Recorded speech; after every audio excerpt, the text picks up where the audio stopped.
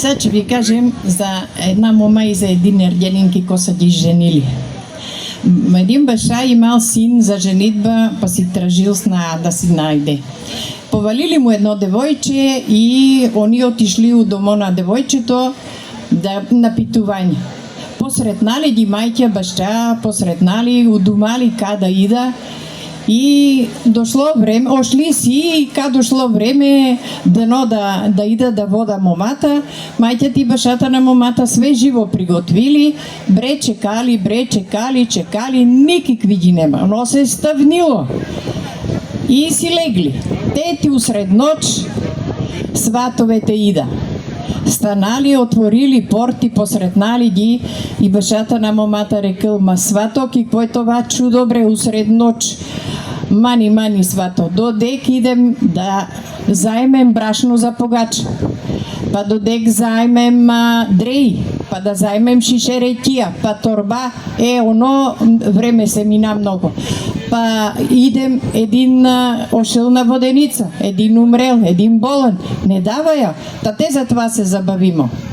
И посретнали ги, зборували и свекаро шо рекал: абре свато, да ти кажем, ние, твоето дете много нема да работи много, нема да го мучимо.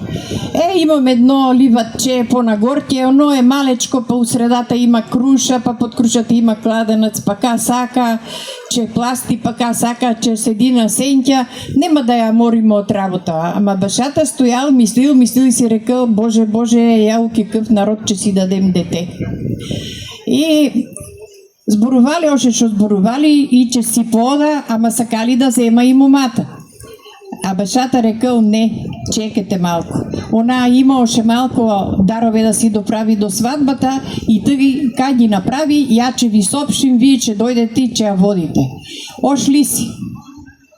Минало неделя, минало 2-3, ама никой ги не тражи. И свекаро на свекървата рекал: я слушай, жено, я дидемо да видимо защо не ни окая, да видимо що отишли и почели да тропая на портата. Как ги вишли мајката и башата, рекли, че се скрия, а на черко им рекли: ти знаеш кико да ги сретнеш и кико да ги изпратиш, а ние че се скрием. Ошла момата, отворила портите, они улезнали с каруцата и свекаро рекал: знао дека да вържем конјо. А она рекла: епа, ќе ти зазиме, ќе ти залето. Шо е па това зазиме залето?